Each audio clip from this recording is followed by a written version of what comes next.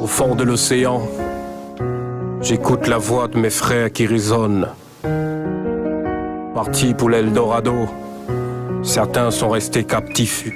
Un espoir qui se transforme en cauchemar. Je parle de l'horreur que subit l'Afrique noire. Exploité depuis la nuit des temps par les colons avec leurs complices à col blanc. Des siècles après, la misère persiste. Bon, merci min bande ko balandia Etaf TV to exek bino ya solo makambo ezali na Etaf TV bokoye ko la mo mingi na Etaf TV lelo émission na bino za réplique sika racine to baki to solo la na bino et puis bozwa boyebi nini oyo et sengeli na biso population surtout peuple noir pa sengeli alanda lelo si je na biso lelo tozolo bela mingi bonzambe ni sengeli na biso kolanda parce que ça était ni oyo touché vraiment ba bomo ya batu. Et ça, c'est tellement important. Nayambi, Batumi Balé, Bandeko Nangai Mi Balé, Mokozali Koko, c'est-à-dire Bandeko Bamesani na Bafani Afrique, Ming na Congo, et que Koko Bazali, Lubela Kabonzambe, Yaba Indo, Ponaye, Sengeli Tolanda, Bonzambe, Yaba Indo. Et puis Nazali na Koko A, comme on a écrit Kapiamba, et puis Tozali Bongo na frère Nabiso Baito, frère Nabiso Baito, avant na Raming na Luanda. Et c'est pour l'équipe population tout peuple naïe congolais bazwa boyebi et pour naïe alobi Jésus Christ nzambe ya solo et puis christianisme nzela ya solo kolanda koko alobi tolanda nzela ya bokoko donc débat ezali bongo to sola na bonzambe ni mesengi na biso tolanda tozali na bango na baluki na ngambu ya frère na biso Baito. Frère Baito, bonjour. Yeah, bonjour. Bonjour. Bonne santé. Santé ça bien par la grâce de Dieu. Par la grâce de Dieu. Nazongi nangamu nanga ya mobali tozali bongo na koko kapiamba mbote. Ouais, mbote mingi tata nangai. Oui, parce que na bangi opesa bonjour peut-être nous allons moi passer. Eza bongo pona kopesa lokumu na oya biso nkota. Faut na kota na biso. Mbote eza bena malamu mingi. Boni santé kasi. Ingeta mavimpi eza bena kitoko makasi na kati ya itumba lobiko la poso moindo nyonso yeke ne malamu. Merci mingi kati na lobiko la poso moindo nyonso zo kende malamu. Tozongi pona ko meka ko bouger moi si je na biso tozongi pa ya frère Kapia frère Baito olimbisi. Frère Baito bonzambe ni sengeli na biso tolanda. Nzamba zaka moko o azali créateur. Oyo akeli ngai akeli biloko nyonso na mokili mpona kolande tokoyeba ye na livre oyo apesi biso tokoki kocomprendre mpe koyeba bonzambe ya nzambe mpe kose soumettre na bacommandement ne eza na bible. Donc tout le monde aza koposséder bible mpe aza kokroire na makambo ekomi ye nde moto aza na religion ou aza na voix ya nzambe oyo akela biso oyo apromettre sali mpona humanité. Pour la humanité, pour na yo biso même baindo, nous occupé na mindele, na biso baindo, na ba indien, na ba chinois, donc biso nyon soto esengeli, tous en nzambe moko, o esengeli ba tous na nzambe wana, soko ngo ye baye faut tanga bible. Alors nzambe wana za na kombote ba nyo soyebi. Bon nzambe wana na koyi koloba na bible. Nzambe a kutanaki na Moïse. Pour natin peuple Israël est en captivité en Égypte. Et sali que Nzambe akuta yoki kole là-bas na Israël a choisir un prophète Moïse a passé une mission. Kende sabana na Israël hein tout temps na Exode 3 Moïse zaki na sepela na intention Moïse alingaka yeba Nzambe ni azotinda na mission. Nzambe bisi nga na Nzambe ya Abraham na Nzambe ya Isaac na Nzambe ya Jacob. Avec au PC comme tu benga ka tétragramme 4 lettres YWH. Avec combo nanga ya génération au beaucoup adoré. Tu comprends? Donc Nzambo nazako loba azan Nzambo asalaki alliance na Abraham. Asalaki alliance na Isaac na Jacob. O to benga Dieu d'Israël. Yem tazan Nzambo il fallait surtout tolanda. Créateur, babengi éternel. Oya keli mokili to tanga na Genèse 1 babi au commencement Dieu créa les cieux et la terre. Le même Dieu là azwaki yem tazwaki initiative ya ko sauver au benga biso na sali na ye. bien que aponaki Israël comme nation au Yaponi parmi les nations somokine mais aïe ko attendre saline pour na humanité nyos que disait race noire race rouge race jaune race blanche donc biso nyos to zali ko bénéficier na sali ya nzambe et il y a une bénédiction ya Abraham avec na Abraham na yonde mabota nyos ba nation nyos ndeke zala béni. Tu comprends? Et on te bengue le Dieu d'Abraham. Ou en Ancien Testament. Dans le Nouveau Testament, il y a un nom. Il y a Sika. Ou vrai nom, il y a Nzambe, il y a Sika. C'est Jésus. Jésus est un nom, il y a Nzambe. Ou il y a nom, il y a alliance, il y a Nzambe. Il y a non alliance, il y a Nzambe, il y a humanité. Donc, ce temps, humanité, ce temps, mokili mobimba. Donc, toute personne qui a mis na corps, na âme, na esprit. Donc être humain. Pour nous sali en Nzambe, il faut croire en Jésus-Christ ou à adorer Jésus-Christ comme Seigneur et Sauveur. Comme Seigneur et Sauveur. Merci beaucoup. Tous on a mungamu ya Koko. Koko Kapiamba na kanso landi na bokebi nyonso ndeko. Ndeko na biso frère Baito ninga lobi, il faut le vrai Nzambe ya solo sengeli bakba sambe les ali Nzambe oyo ya Bible. Pour comprendre il faut na kati ya Bible. Et ce qu'on a sali, pose sali. Et l'élo, c'est Jésus-Christ. Il y a des Nzambe bazoloba. Pour croire na yé, no moni sali. Ouais, matondo mingi tata sinangari ndenge bo pesi biso suma loba. Moni bayindo bazana ignorance moko ya kosakana nango te. O to bengi shit libre. Pour la nini lelo bazoloba o eza bay o batangi na école, o batie bango kocha et pas ya mundele maître na bango. Makamundi kozoloba oyo aza inspiré nango te eza makambo atangisi etango azalaki mwana moke na ta inconscience pas koli nango bongo koko na bango ya liboso oyo bakutelaki na mundele abomaki ye batiki mwana ya koko na bango mwana koko na bango azalaki na maturité moko ya moke nde akomi soko grand-père na ye oyo aboti papa na ye soko arrière grand-père oyo azalaki na maturité mundele abomaki bango nyonso atiki bana oyo bazalaki pe civilisé mpo ye apesa bango civilisation na ye mundele. Quand on dit que Jésus-Christ a dit Nzambe à l'humanité, mais il n'a pas si peu mawa. Parce que l'apôtre Paul a lobby dans Acte 13. Acte 13, dans Acte 13, 22. Acte 13, 22.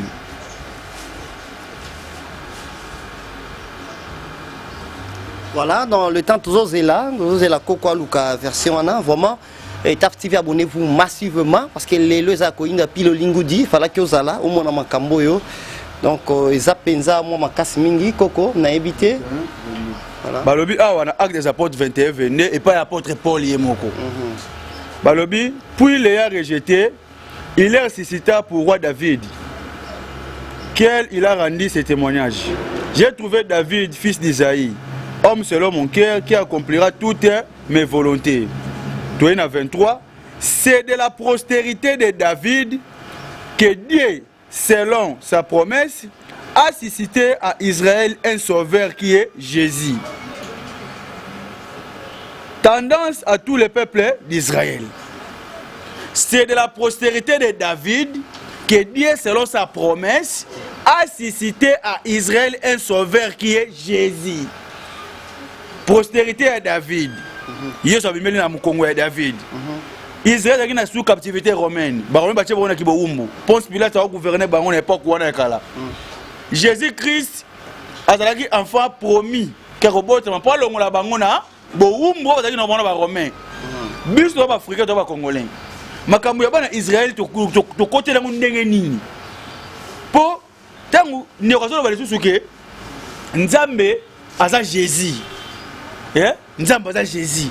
Mais mambo zo le beza mambo yemaka fondé tout ça mambo la Bible. Mais Bible zo ba bongo te. Surtout na Luc awa. Na Actes des apôtres ba lobi que non apôtre Paul a lobi que non Dieu a suscité à Israël un sauveur qui est Jésus. Israël a payé dans la moyenne Orient business to bien. Donc ils a bisoté. Ils a bango kuna. Donc biso sauveur na biso fumuki mbango. Ils a Jésus te. Toroya be place wana. Donc comment y a Nzambe d'après voilà tout. Jésus a comme Nzambe te. Jésus ali kombo ya mwana oyo Nzambe a désignaki pour abikisa peuple moko bezaki na kiboumbu quelque part. Mais oui, so au Kendeka Nangam parce qu'il y a lobby, Jésus des alliances à Sikabasali Nanzambi. Le nom est alliance ou Basali Nanzambi. Nzambe asala ba alliance na bana na nyonso. Nzambe doit na 4 races. Na ba race nyonso na Nzambe mtasala ngo. Eza na race moko ya diable existant na mokilo ezati. Race jaune, race blanche, race noire, race rouge, ya Nzambe moko. Ce qu'on Nzambe ça à répartir biso. A peuple na territoire na ye, peuple na mabele na ye. Frontière naturelle de Kaboli biso, eza ba océan, ba lac na ba rivière. Donc pour olongwa na Europe, au Afrique, au Kenya sur moyen maritime ou moyen aérien. Aujourd'hui ba soit avion. Soki bongo to okende kuna te. Siko makambo zo leka kuna o yezo kufelaki. Etali biso le lokote. Ozomona. Ange Gabriel alobi awa na Luc. Na Luc 1 botala ndeko nanga nelo kuteza makasi. Omoni makambo. Eza makambo oyo to soka na kiboumbu. Bazo beta o fimbu sa ko sentiment na yo. Ndio ko ndima Yesu. Eza te no mundela te yaki mutu Yesu muta bongoli mutema te zaki par fimbu la chicote. Bazo te kabino bazo nyoko la bino bandi bisanyo nanko. Bazo ki na compréhension te kotanga makambo parce que biso mpe ba langue zaki différent. Siko Luc alobi awa na Luc 30. Luc 1 Luc 1 30 toujours à 30 bon excusez toujours Lucas Luc 1 30 rapidement pour Ngonga na osolia minute na mingi osolia minute t'es toujours Lucas OK toujours tanga to pesa na ba preuve il y a toujours le bara aboy OK Bible même toujours loba OK na Luc 1 30 ba bisi biso boy l'ange lui dit ne crains point Marie car tu as trouvé grâce devant Dieu et voici tu deviendras enceinte et tu enfanteras un fils et tu lui donneras le nom de Jésus. Il sera grand et sera appelé fils du Très-Haut. Et le Seigneur Dieu lui donnera le trône de David, son père. L'Éternel Dieu lui donnera le trône de qui? De David, son père. Ici, Ange Gabriel lui donnera le trône de l'humanité. Parce que David n'était pas le roi de l'humanité. David était le roi d'Israël. Israël les a contrés Moroboye, ils ont un peuple Moroboye, dirigé par Mokonzi Moroboye. Sous esclavagisme, c'est l'ange Gabriel. Il peut s'amarrer message et négager son robot Tamela. Balobi, l'Éternel Dieu lui donnera le trône de David, son père. Il régnera sur la maison de Jacob et son règne n'aura point de fin.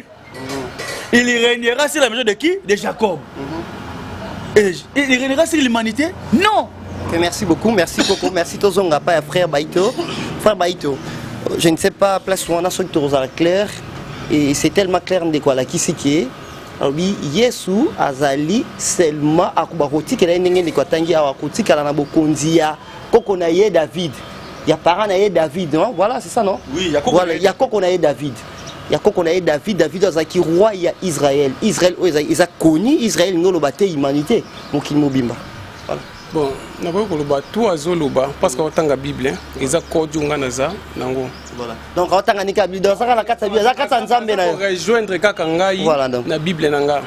Parce que na Bible nanga pe balobi ange tanga kana na Matthieu 1. Voilà. Tanga akutani na Marie avec sa Joseph abi ko bangate, moi sinon Marie ko répédiété, moi sinon Marie ko bota moine. Beaucoup pese kombo Jésus. Yenda ko sauver peuple na ye na péché na bango. Donc peuple Jésus qui est Israël. Donc mission Jésus qui osani a qui cause bébé perdu à Israël pour nako ko sauver ba. Mais au moins tout cela bien. Israël et l'inkoloba humanité, Israël et l'inkoloba ni juste. Si quand on continue. Jésus sur la terre mission est qui pour nako sauver peuple Israël na péché na ye. Ko libérer bango na ndenga lobi na kana oppression ba romain ba sala ki bazak na bango. D'abord pardon s'il vous plaît pour que rapide. Est-ce que d'abord ma question mon koye wana Jésus aza ye wana nzambe parce qu'a péci explication pardon. Tikanga na kende. OK merci. Omoni na Bible nangé lobi Jésus a qui seulement ko sauver premièrement ko sauver peuple ya Israël. Mais Jésus mo ga ko loba. ayaki pas à Israël. Mais Israël est rejeté. Il y a encore fongoli porte pour la nation, toute nation. Ah, toutes les nations. Toutes les nations.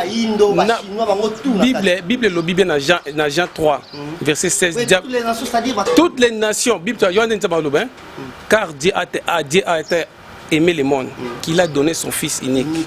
Hein? Afin que quiconque croit à lui, quiconque ils ont englobé mutu nyonso, race nyonso, moi cité mobilité mukolote mwana mukete, donc oyo kaka ko croire na Jésus dans année à cause de la sauver. Ngazo se prendre otanga Bible. Ngalo baka mingi boye. Tout le monde ba religion belé toi na livre. Mais to zangi esprit ou ezako interpréter Bible.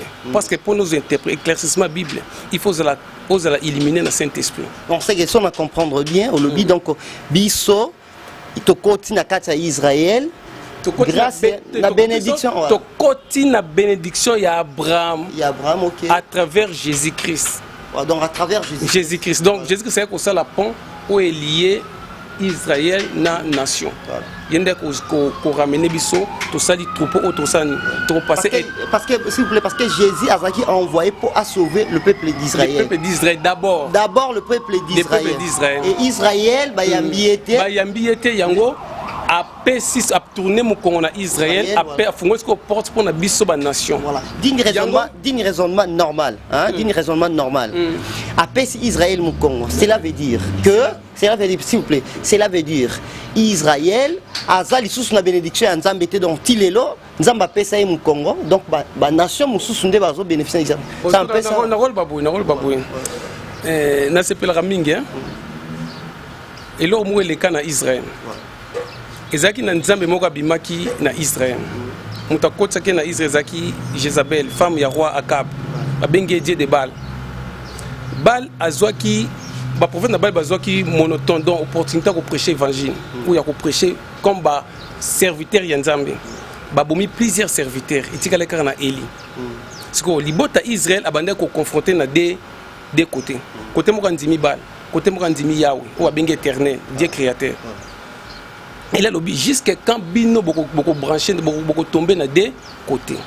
A bengi ba prophète Abal. Habito ke na Mont Carmel. To ça la Holocauste. To kotala nzambe oya ko répondre. Bino boko sala Holocauste bengi nzambe na bino.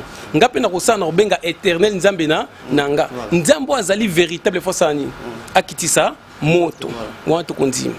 Soki Ponanga, Léonard comprendre que le prophète a Baal bazanga qui révélation. Des frères Zolo, Bambazolo ba mo comprendre te. Maga simi Bible na biso il fallait atika pesa nga Bible ya na ba livre na bango, ba verset na bango des années. Ce qui prophète na Baal azala qui na révélation, alinga ka boya confrontation. Mais akendaki sans ndenga za sans na audace nyoso, ba kena Mont Carmel. Bapesi bango Eli azak sagesse bango d'autres des taureaux bino bo pona comme bosé belé bino bo offrir liboso babanjo offrir beaucoup belé là ba offrir ba sali ba adresser hôtel banjo belé nzambe na bon ba beli libal bal banda tongo yati yo bazo ya azo yati siko Eli po azaki na révélation nzambe eloko liboso sali à quelque chose 12 pierres. Pour ça qu'on symboliser 12 tribus à Israël. Pourquoi? Pourquoi Dieu est créateur, autobengi éternel, a ça l'alliance na Israël. Ko bandana Abraham, ko bandana Kokita na Isaac, ko ya na Jacob. Tant que Elia lobi, Nzambe éternel Dieu. Pour pas comprendre que yondo zali véritable, yondo zali créateur, yondo zali éternel, réponds-moi. Tu comprends? Nzambe azaki a solo ayoka kalibondeli ya mutu abele la kai. Ya Bible zolo ba quiconque évoquera le nom du Seigneur. Moni sera sauvé. Quiconque ça dit mutu nyonso. Mutu nyonso. Eza ngo na kokote, eza ngo na génité, eza ngo na mundelete, eza ngo na noirté, eza na mutu quiconque ko englober mutu nyonso. OK, merci frère Baito. Frère Baito, ça tellement clair. On a tellement clair, Koko Kapiamba. Je ne sais pas ce qu'il faut contredire sur ce Nengeni parce que c'est tellement clair. Bisoto Koti na Israël na bénédiction wana parce que Israël nous avons appelé ça qui est au Congo. Ne basengi na ba nation nyonso. Na nation nyonso y compris na yo moko koko na kati ba quiconque akobela mutu nyonso na yo pe koko soko beleli na éviter déjà suis o meka pe ko belela nzambe ya répondre ote naoki mawa moko de que moko na niveau moko sakana te devant mutu nazana ye naoki ipesi nga posa kolela naoki mawa na niveau moko impossible yazolo bakeno bible o na pesa ngoye ngane to abatu mwenu mutu ali biso bible o nani mundele a interprété bible na fausseté pour cause la lycée pongi mambo zolo ba o eza ba côté ngo kotisa azui terre osala discernement na ngote dissertation a discerner makambo na te. Tant que quiconque invoquera le nom de Jésus-Christ sera sauvé. Quand on parle de quiconque, et ça contexte, on parle de quiconque. Si on parle de tout, c'est pas c'est toute l'humanité ne va croire comme Jésus, non. Voyons voir dans la réalité. Pour la ligne de chinois, la Bible était le livre na bango. Pour la ligne arabe, le livre na bango. Pour la ligne indien, le livre na bango. Hier, a le livre a été par esclavagisme, par aliénation, à Kangan, comme ça, oh ye aza mwana ya Abraham. Parce que tout le monde n'a pas la référence dans la Bible. Biso zali ko faire comprendre ye le kuta ya Bible. Azo ko comprendre ngote. Azo tanga makambo awa ba komi hébreu. Ya kalisi le ko bazolo bala ye za hébreu. Te oh yo bege nani? Obege komo moya. Ndeko baitu. Ali ko langa ko ba baitu la kata Bible soke zali. Exact. Dans bazolo ba aza mwana Israël. Aza mwana Israël ya ko nini? Il y a le bip par alliance, c'est-à-dire. Que alliance c'est pour ça qu'on a nani. Oui, parce que Simba quitté, bah nzamba pesa Congo. Non, pesa bango Congo. Te bon mamla ndenge na bino bendeni. Hébreu 8:8 à 12. Pour que tanga to pesa na éclaircissement. Yango fa que tu na Bible pour tu illustrer batu. Batu lo makambo ka ba eza ba ko za ko interpréter makambo ndenge na bango. Bible bi makambo susu bino ba bango ba ndenge na bango. Nous sommes pour endormir peuple noir, peuple noir. Dieu de Baal, voilà. Pour endormir peuple noir à comprendre les marabouts bien té. Maman, ils ont missionné dans nos salades. Ils ont continué à missionner, à mindele. Attends noir et blanc, attends mindele, non mais n'azalo côté la mindele. Est-ce que quoi tu répondre na répondre awa na écriture. Si moi répondre verbalement beau. Na répondre notre boye, si moi répondre verbalement. Hébreu awa et lobi bongo tende mamazo loba awa ke nzamba pesa ke bana Israël mu Congo. Par alliance, non, c'est une fausseté grave. Ah, bah, biboy, na 8:8. Hébreu 8 à 12.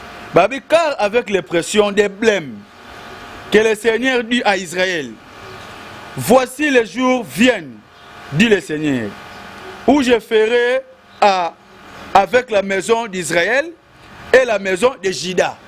Et la maison de Juda. La maison d'Israël et la maison de Juda. Il y a deux marabouts différents. Israël, deux nations différentes. C'est là, deux nations différentes. Pour l'année, il va expliquer yo. Moulouba, aza congolais, mais congolais aza moulouba te. Mouswahili, aza congolais, mais congolais aza mouswahili te. Parce que Congo et Anglais va tribu à nyonso. Tababi, la maison d'Israël. Nous avons des Israélites. Bah juifs, parce que la carte c'est israélite. Mais les Israélites, parce que la carte c'est juif. Il y a tout un moyen qui est uniquement pour les juifs. Donc, vous avez Yanzi, vous avez c'est Fumukimbangu, c'est Congo. Voilà. Tant qu'il y a qui, il faut que tu aies Congo. Si Maroc est Afrique Mobimba.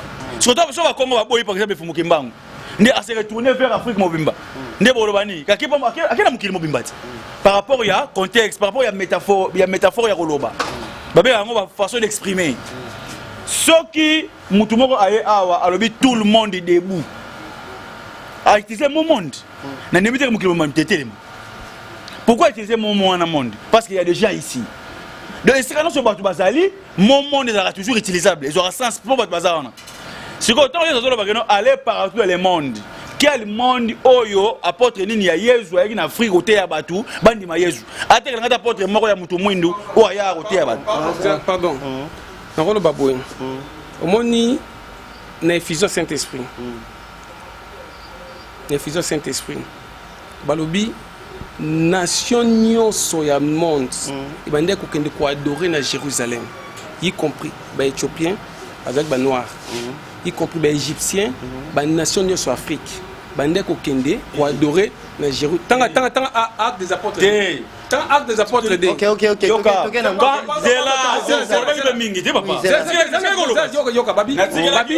Pardon. Toutes les nations bande ko adorer Dieu na Jérusalem. Yango zomona na retour ya muto ko adorer na Jérusalem. azotanga livre Esaïe. Pardon. Et Nick Éthiopien, azaki noir. Je crois que ce que Nick Éthiopien qui na Jérusalem, ils appellent na bakoko na biso na royaume Congo, bakenda pe Jérusalem pour adorer Dieu. Donc na tango ba okende ko adorer Dieu.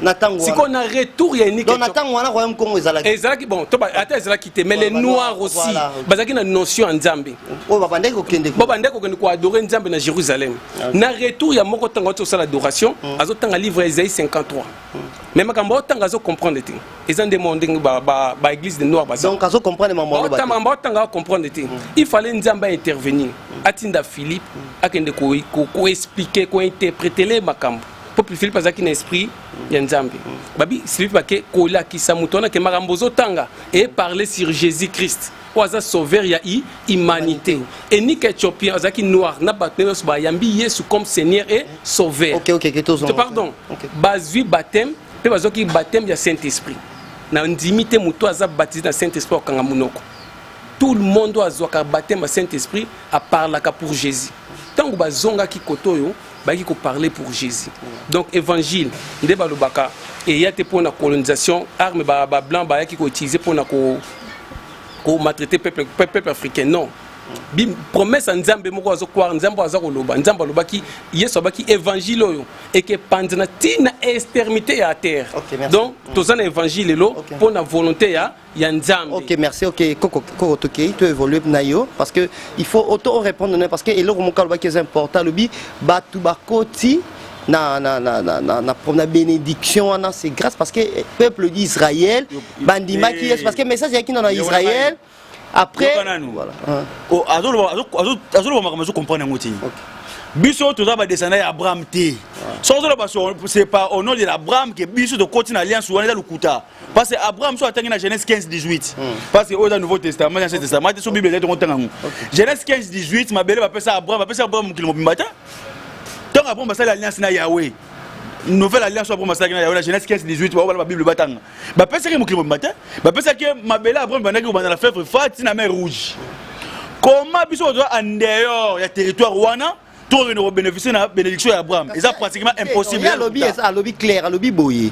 Bénédiction oui, mais ça j'ai qui pour Israël. Oui, c'est vrai.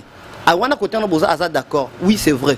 Mais tant le peuple d'Israël ba boye message wana ndé apesi bango mu Congo asengi na ba nation peuple d'Israël est boy message té ba juif ne ba boy message à Jésus-Christ parce que Israël est Jacob a combat Jacob azalaki mwana Isaac yami balé Isaac abotaki Esaü na Jacob est-ce que ça possible to ndeko nanga to songa to Israël na to songa place ya za ko bunga to kotela makambo ya yete eza aliénation nazo kile mawa Abraham aboti na deux femmes Abraham aboti na mutu mwindu moko Agar baboti Ismaël aboti na mundele Sarah baboti Isaac ba disgracier Ismaël pour la meti ala makila batu mwindu babengani ye pa na ordre Yahweh atini Abraham abenga Ismaël po azana postérité na été bandimi kaka ndeko na bango ya mundele yango na guerre entre arabes na ba chrétiens po ba wela droit de naissance ba wela Palestine bango baloba ya nani ya Isaac et ya Ismaël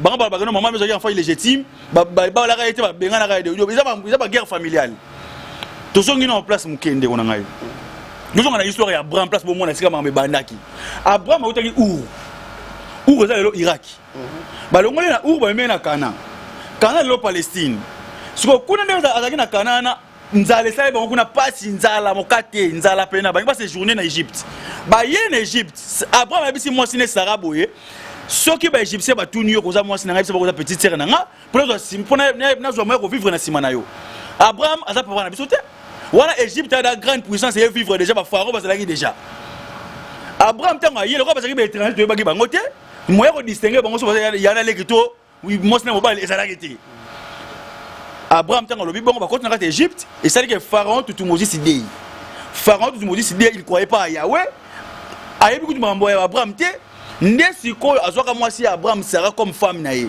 sur ba tembe batanga na Genèse 12:10 à 20 ni Abraham ba ko escroquer biso pour te passer bon mengo ke na mboka na bango lelo bazolo ba ke no biso de koti na alliance par la foi mais c'est terrible tozongi na histoire azolobake ya unique éthiopien azoloba makambo batieli azutako tokosala barecherche yango te ayebi yango te azolobaka bilobaloba unique éthiopien azali na descendant aza falasha bapeuple babenga bafalash azali mwana oyo babotana roi Salomon abotana reine de Saba mwana mo babenga roi Menelik wana abima meti siko tangu roi Salomon kufi reine de Saba azongi siko na Menelik na Éthiopie nde Menelik lokwa azalaki na famille royale abotana basi ya Éthiopie nde babota siko bafalasha baza ba noir mena suki ya mindele noir ata cheveux crépus cheveux crépus il y a noir mais na po ba mindele ba indien mususu bazaka ba noir mais suki na solo bobeka amtu mwindi non nde sikoyo banani bango ba ko na makila na bango Unique Éthiopien c'est un falacha, ce n'est pas un noir kamit comme toi et moi. Ngape na tuna question moko na lobi siko soki Yahweh Nzambe apesaki par exemple apesaki bango mu Congo ba Israël mu Congo. Apesi bango mu Congo te ndeko na ngai awa. S'il plaît, na so apesi bango mu Congo alors ba yebisa biso soki bana Israël na tilelo bazaka ba Nzambe azaka na bango. Nzambe azana bango parce que to bukate ngai. Ok, so apesi bango mu Congo. Ozo pesi maloba mingi, on ta pona ye benenge. Obe ya mbibiso solola. OK. Hier ozo maloba trop. OK. Eza boye. Hébreu 8:8 awa. C'est les Hébreux qui parlent. Tozui Bible o fumukimba ngaba nini.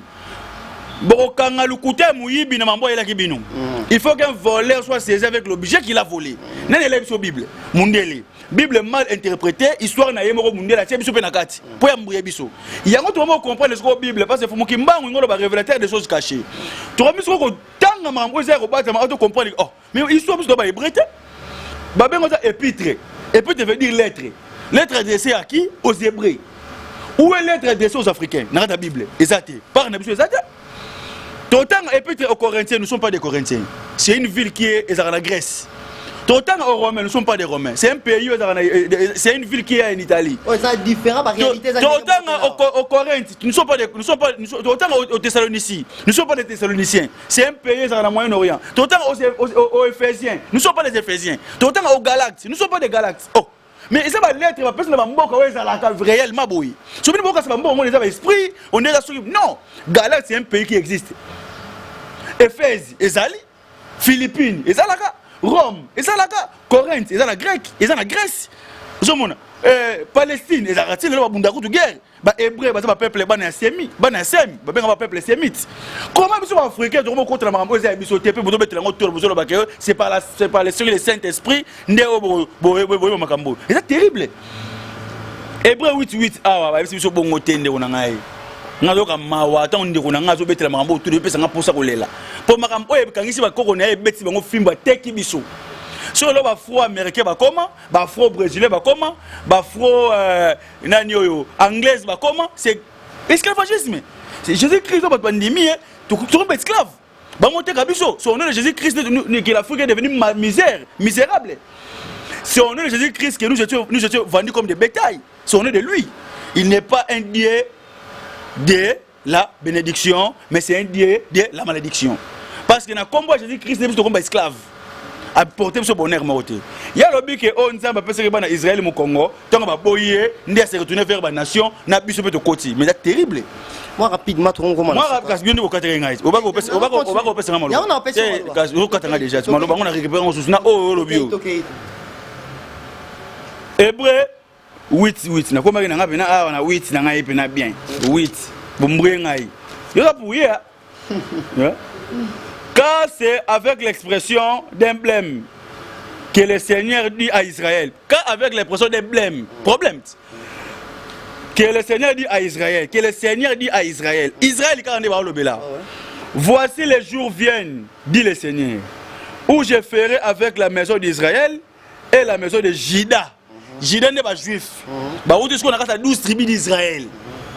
Vous savez Juda n'est pas juif. Parce que Israël a boté 12 bana. Israël a boté ribé mon aliboso. Yem za sala ba romain.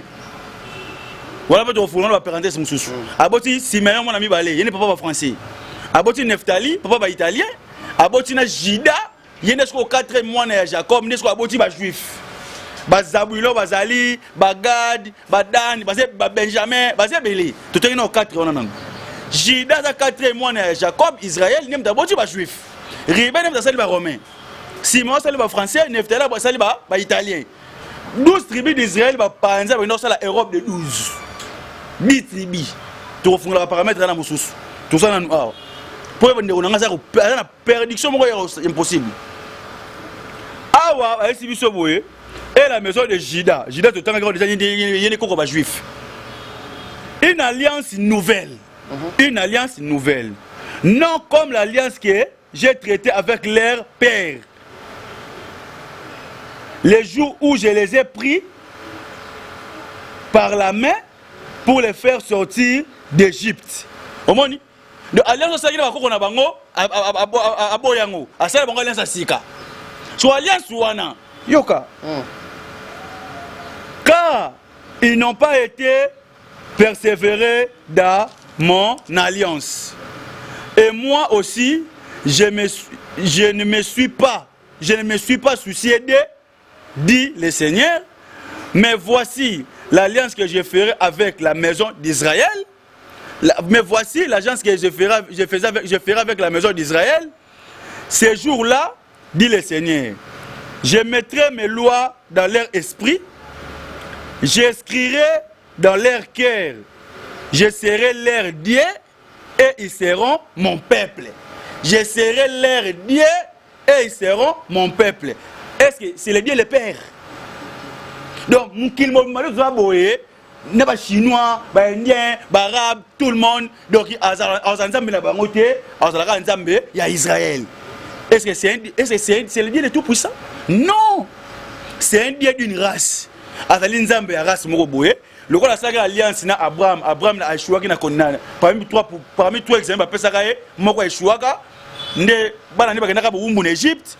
Avec aussi la deuxième alliance na Jacob. Donc Ninkolo Baké. Azali Nzambe na biso jamais biso tozana Nzambe biso ayindo. Nzambe na biso na. Nzambe na biso siko nani. Qu'est-ce que vous avez depuis Kalago yo? Oui, toké to poto chité parce que débat oyo na Nzambe na biso batu mwindu tobenga kiye mawe janangila vidi mukula bankambwa diba katangila dishiki a Congo Nzakomba Nzapa Wanginongi Onyashongo tobenga kila bakombo wana oyo azalaki ko se manifester directement bo to belelié bakona so bazalaki très bien. Ah OK donc Ninkolo Baké biso zangina banda biso toaki na posa okota kuna te na posa okota kuna te parce que tozaki déjà na ba c'est là ah poto clôturer voilà moni tango batili fumukimbango moni tango biso tango yeso yaki po bazalaki na captivité na rate esclavagisme nde batinaki yesu ba ko libérer bango na Matthieu 15:24 yesu mo zo lo bango que je n'ai été envoyé ko brebis perdre de l'Israël soit c'était méthode tanyang non toké yo oza hébreuté yo oza mona Israël té n'importe oyo ba yesu basala ka esclavagisme yo oza libre parce que yesu biso to sauver yesu sauver biso té. OK merci beaucoup na kanisi na baxé le ba miti pour ça que ba miti bilité yesu biso to sauver yesu sauver biso té parce que n'importe oyo ba ki ba bomba pas Ponce Pilate ba ki bisaka wapi na Égypte on est clair et pas nani ndabomba ka nani. C'est mon grand-père, c'est Pharaon d'abord Jésus de l'an 0 tia comme l'âge de comprendre, l'âge de maturité à zongi na Israël c'est missionnaire zalaki pour une hôtel yakuna. OK merci mais Jésus a été irreconnaissant. Ah bon? Oui. OK dans les cocoto aussi Seigneur tout est neko baito frère baito na kansi to komi presque na suka to ko na si to sukite to benga sous prochainement to ya par rapport il y a minute na habité au kozana biso prochainement. Bon, ces jours n'ont comme na souka il dépend de temps au beau pesa. Nathan on dit temps au pesa ça va toi dans 5 à 6 une semaine sur n'est-ce pas une semaine. OK koko kondima ozonga lisusu to évoluer. Premier zate biso zaliwana pour na la musa bandiko na biso bayindo bazwa vérité. Pour faut quoi na fumukimbango basonga na bokoko na bango po esika pile lingo di paraki ozala débat yango yo débat yango na na raison te bonzamela parce que si je te continue yango to suki MMG le génie mba mbote belé na kaso sala biso sinike mba minsa so comme na sukeza télévision ndeko na ngai kuna nef ya ndoki na kauka soko yo mona nef ndoki et puis nekibwenge assistant donc na lilio mba be pile lingo di abonnez-vous massivement koko dunia mama Congo na nyazo kozwa intervention na yo on a une intervention parce que tu as ça bongo même aux États-Unis bon tout dans la question tu relaxes bino direct en direct donc merci beaucoup to suki bongo pilo lingudi na pesi mbote na batu ndeko nyon surtout balanda biso na Angola vraiment ba mbote beli bolanda biso mingi vraiment to pesi bino mbote prochainement to suka émission na bino Racine voilà ndeko na biso baito azala ba livre na awa livre na ezali on dit il y a mystère voilà ba livre na c'est important zo koma déjà bandeko so bani bazwa boyebi ainsi cameraman reçoit tana ba insert to za sous na livre mususu awa le premier hérésie sur la nature divine de Jésus-Christ et les hérétiques. Voilà, les hérétiques du temps moderne. Le livre à vivre une vie remplie du Saint-Esprit. Livre prochainement merci beaucoup Nabino et surtout abonnez-vous massivement prochainement. Ciao. Merci beaucoup.